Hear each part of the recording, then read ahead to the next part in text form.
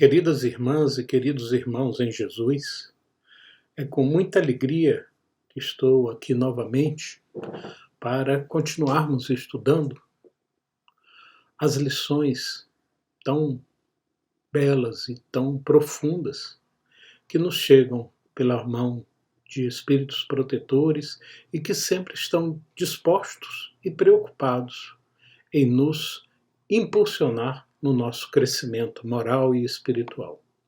Assim, para começar nossas reflexões, meditações de hoje, vou trazer o capítulo 4 do livro Vinha de Luz, escrito por Chico Xavier,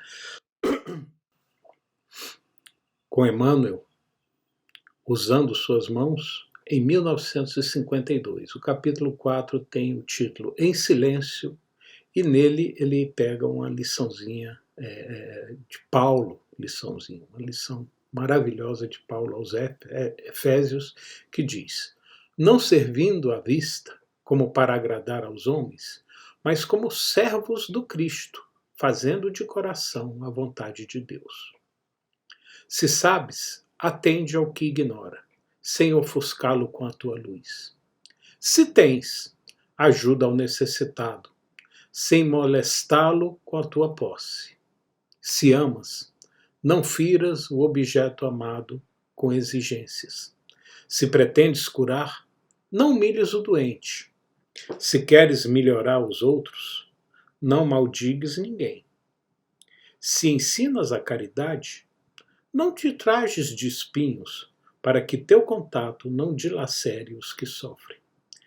Tem cuidado na tarefa que o Senhor te confiou. É muito fácil servir à vista. Todos querem fazê-lo, procurando o apreço dos homens. Difícil, porém, é servir às ocultas, seu ilusório manto da vaidade. É por isso que, em todos os tempos, quase todo o trabalho das criaturas é dispersivo e enganoso, em geral.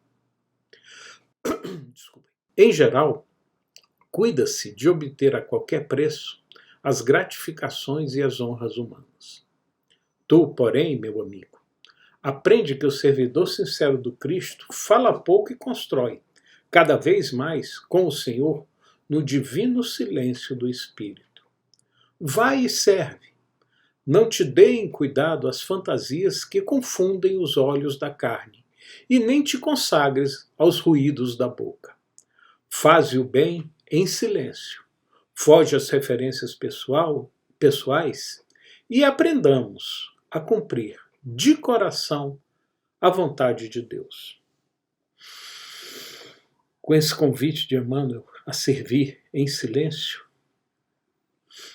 iniciamos nossos estudos de hoje agradecendo ao nosso Pai Maior, a Jesus, nosso mestre e irmão, aos mentores e trabalhadores espirituais dessa casa de oração, a fraternidade, que com tanto carinho nos acolhe, e pedindo suas bênçãos de luz para que nesse estudo que agora iniciamos estejamos mais uma vez de corações e mentes preparados para ouvir, para ver as verdades do Mestre, a nos guiar nos caminhos do bem, do amor, do servir e do praticar efetivamente a caridade. Assim, agradecidos por tudo que recebemos, por esses instantes maravilhosos, pedimos permissão para iniciar nossos estudos de hoje, dizendo: graças a Deus e graças a Jesus. Que assim seja. Caros irmãos, a lição de hoje é também de Emmanuel, pelas mãos de nosso querido Chico, no livro Palavras de Vida Eterna, e é a lição 27, cujo título é Liberdade em Jesus. Esse livro, Palavras de Vida Eterna, ele foi escrito por Emmanuel com muito carinho, procurando o sentido dos ensinamentos de Jesus, com as chaves da doutrina espírita, aquelas legadas pelas mãos de Allan Kardec. ele procura entrelaçar nossa atenção e pensamento, sem outros credenciais quaisquer que não sejam as necessidades de nosso coração. E, ao tempo em que respeita todos os templos que referenciam o nome do Mestre e todos os poderes religiosos que o dignificam no mundo, enfatiza Emmanuel a sede das palavras de vida e eternas do Mestre, escoimadas, liberadas de qualquer suplementação. É assim que Emmanuel, nessa obra, nos reúne a fim de ouvir as lições claras e simples do Mestre, pedindo a ele que tenhamos o necessário entendimento de tudo quanto nos chega. E com esse propósito, com essa guia na direção dessa obra, Emmanuel, especificamente nessa iluminada lição Liberdade em Jesus, nos convida a refletir sobre uma lição que Paulo registrou em sua carta aos Gálatas. Gálatas são um povo celta da antiguidade que habitavam a região da Galácia, que hoje fica no centro da Turquia. A Turquia é parte asiática, chamada Anatólia. Paulo, nessa carta, mostra sua preocupação com desvios de interpretações das palavras de Cristo, inclusive com a introdução de outros evangelhos, que naquela época circulavam vários evangelhos, várias versões de como era a vida de Jesus. E as igrejas reunidas em vários diferentes pontos recebiam essas versões assim com uma grande riqueza e gostavam muito. Só que Paulo tinha certos cuidados para que as versões que fossem recebidas pelas igrejas que ele orientava fossem versões que claramente mostravam os ideais do nosso Mestre Jesus. E especificamente, nesse trecho da carta que integra o capítulo 5, Emmanuel extraiu a origem de nossa lição de hoje, onde Paulo, preocupado em conclamar os Gálatas para permanecerem firmes na liberdade com que o Cristo nos liberou, e não se meterem novamente debaixo do jugo da servidão. Não se tornarem novamente servos. Servos de quê? Das crenças antigas que muito prediam, que viviam no ritualismo, que viviam mais na forma do que no conteúdo, mais na carne do que no espírito. E é com essa chamada inicial que no iniciozinho do capítulo 5, Paulo já faz essa chamada, e que Emmanuel utilizou, né? E Paulo continua, eu acho que vale a gente conhecer um pouquinho mais esse capítulo. O Paulo continua explicando a importância de entender o que é essa liberdade que Jesus nos deixou. E esclarece com muita exatidão que esses rituais ditos libertadores dos diversos cultos mais antigos, diz assim Paulo: eu, Paulo, vos digo que, se vos deixar de circuncidar, Cristo de nada vos aproveitará. Com isso, ele deixa claro e escreve que é pelo Espírito da fé que se guarda a esperança da justiça divina. E nesse contexto bastante amplo das lições de Paulo, Emmanuel resgata justamente o início desse capítulo 5, onde Paulo diz: para a liberdade Cristo nos libertou. Permanecei, pois, firmes, e não vos dobreis novamente a um jugo de escravidão. Ou seja, Paulo foi muito assertivo, segundo Emmanuel, e nós entendemos da mesma forma, quando disse: para a liberdade que Cristo nos libertou.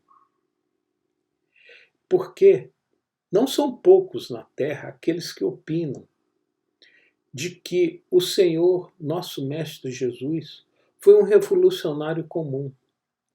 E às vezes muitas pessoas falam de Jesus como vindo aqui em nosso planeta, junto a nós, ferindo instituições, derrubando princípios, quando não foi nada disso. Ninguém no mundo foi mais fiel e mais respeitoso e mais cultuou o respeito e a ordem. Através de todas as circunstâncias, sempre vemos Jesus interessado, acima de tudo, na lealdade a Deus e no serviço aos homens. Ele nunca exigiu berço dourado para vir aqui entre nós. Aceitou com muito grado toda a sua evolução como um ser humano igual a nós outros, como infância humilde e laboriosa. Ele abraçou os seus apóstolos, seus companheiros de ministérios, quais eles se mostravam, sem dele reclamar qualquer certidão de heroísmo ou de santidade. Eles eram quem eram. E a partir daí, Jesus os ensinou e os encaminhou. Ele nunca se revoltou, se voltou contra a autoridade terrestre estabelecida. Lembram-se daquilo, dai a Deus o que é de Deus e a César o que é de César. Ele trabalhou incessantemente na extinção da crueldade e da hipocrisia, da venda da salvação por simbolismos, por sacrifícios, da delinquência, e em momento algum perseguiu ou golpeou qualquer dos homens que estavam do lado de lá, advogando hipocrisia, fazendo todas as coisas que nos faziam sofrer como humanidade. Jesus foi sempre ao encontro dos enfermos e dos aflitos, para ofertar-lhes o coração enorme, maravilhoso, que ele tem e que ele dedica a nós. Ele serviu e serve indistintamente a todos nós, embora sofrendo incompreensão. Ele sempre procurou compreender para ajudar com mais segurança. Nunca esperou recompensa, nem mesmo aquela que surge em forma de simpatia e entendimento nos próprios círculos afetivos em que vivia. Padeceu de ingratidão, mesmo dos que se beneficiaram do que ele fazia, sem qualquer ideia de revide. Recebeu a condenação indébita e submeteu seus tormentos da cruz, sem recorrer à justiça. E ninguém se fez mais livre que ele. Livre para quê? Livre para continuar servindo e amando através dos séculos que remanescem até hoje, dos séculos que ele fez renascer. Já são 21 séculos que nós temos com Jesus, mudando a característica, mudando a face moral, mental e vibratória de nosso planeta. Mas mesmo assim, eu acho que a gente ainda está precisando pensar um pouco mais no que é essa liberdade. E aí, porque afinal, Paulo disse, vamos viver a liberdade que Jesus nos libertou. Vamos tentar ir para ela. Jesus foi um cara livre, mas livre servindo. Livre, nos mostrando que ser livre não é contrariar, não é fazer o que quer, é muito pelo contrário, é respeitar, é obedecer. E aí, 18 séculos depois, com o advento do Espiritismo, do Espírito da Verdade, orientando Kardec no Livro dos Espíritos, um dos temas mais importantes que tem no Livro dos Espíritos são as leis naturais. E uma das leis naturais é a lei de liberdade. Então, vale a pena a gente ver como essa lei de liberdade se coaduna e como se coaduna com tudo que Paulo falou e que Emmanuel nos trouxe com tanto carinho. E aí tem uma questão logo no início do capítulo da lei de liberdade que Kardec pergunta assim: Haverá no mundo posições em que o homem possa jactar-se de gozar de absoluta liberdade? E a resposta dos espíritos é precisa, clara e direta. Não, porque todos precisais uns dos outros, assim os pequenos como os grandes. E continua Kardec, né? Kardec, vocês sabem, ele perguntava e passava um tempinho e perguntava de novo. A primeira pergunta foi na 825. Na 833, ou seja, 8 perguntas depois, pergunta ele novamente. Haverá no homem alguma coisa que escape a todo constrangimento e pela qual goze ele de absoluta liberdade? Porque primeiro ele perguntou, tem jeito de o homem dizer que é totalmente livre? A resposta foi não. Mas haverá no homem alguma coisa que é totalmente livre? E aí os espíritos dão uma resposta que é diferente do não. Os espíritos dizem, no pensamento goza o homem de limitada liberdade, pois que não há como pôr-lhe peias, pôr-lhe rédeas, pôr-lhe limites. Pode-se-lhe deter o voo, porém não aniquilá-lo. O homem é livre no pensamento. Já que ele é livre, pergunta logo em seguida Kardec, ele é responsável pelo seu pensamento? E a resposta é direta. Perante Deus é.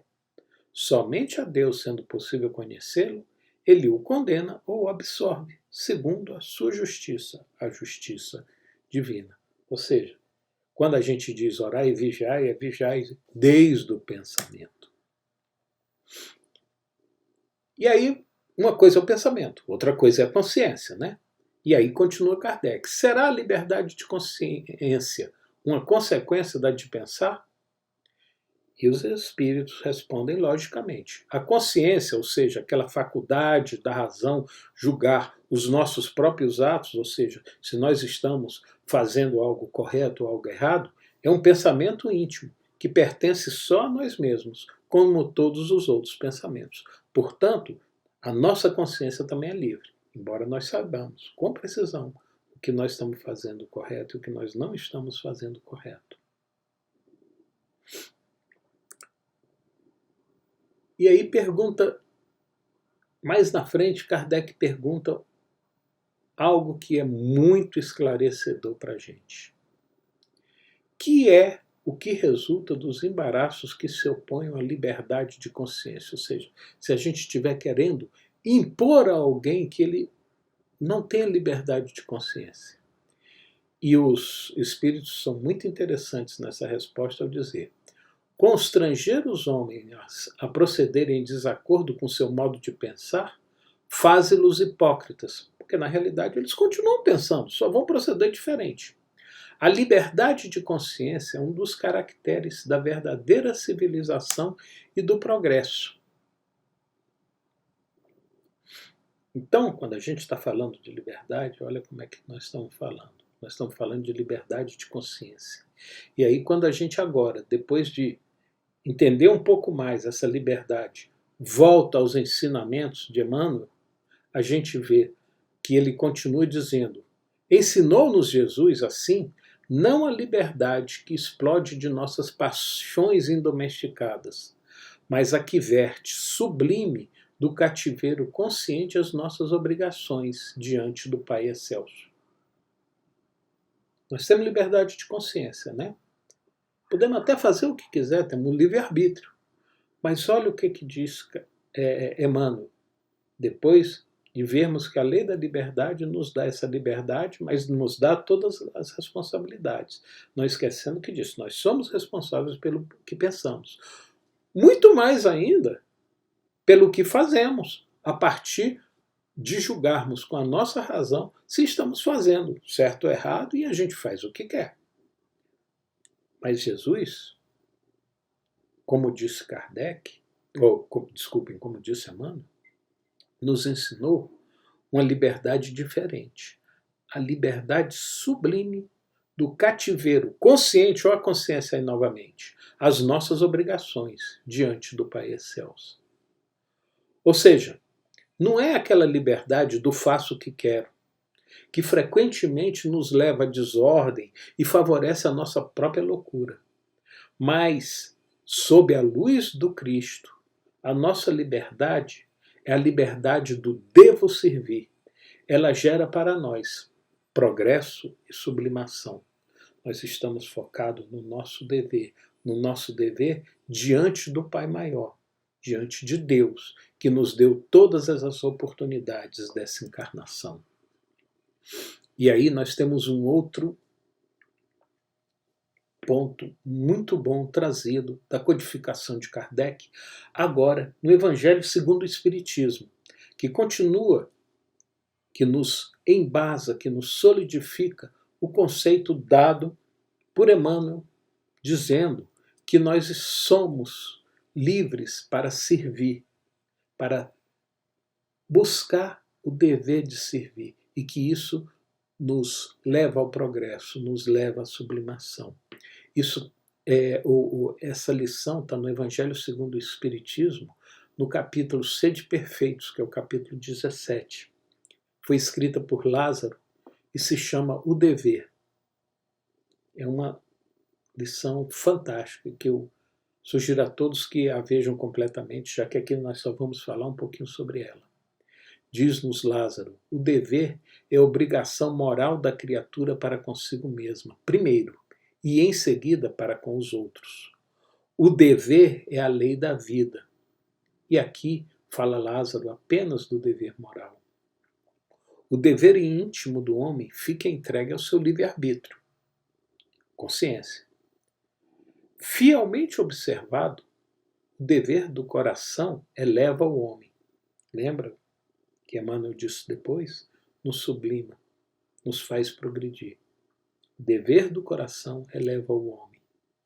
O dever principia para cada um de nós exatamente no ponto em que podemos ameaçar a felicidade ou a tranquilidade do nosso próximo. E acaba no limite que não desejaríamos que ninguém transpusesse com relação a nós mesmos. O homem que cumpre o seu dever ama a Deus mais do que as criaturas e ama as criaturas mais do que a si mesmo. O dever é o mais belo laurel da razão.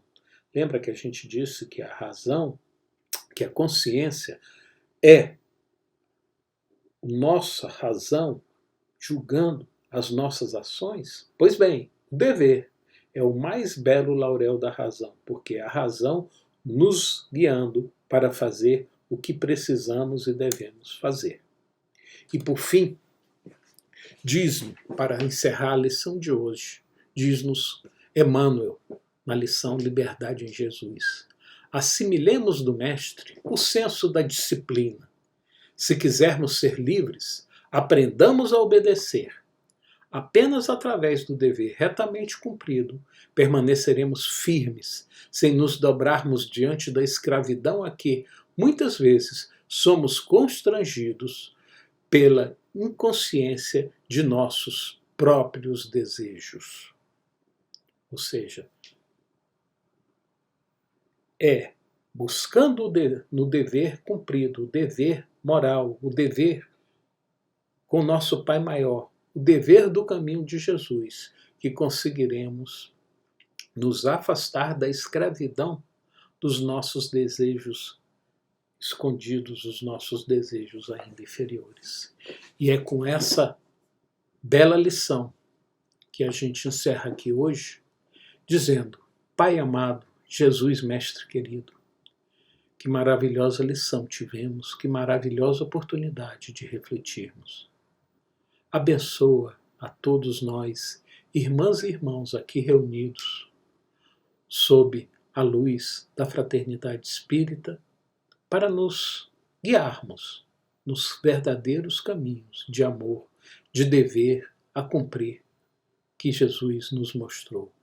Assim, agradecidos por esses momentos, por tudo que recebemos, pedimos permissão para encerrar nossos estudos de hoje dizendo: graças a Deus e graças a Jesus. Que assim seja.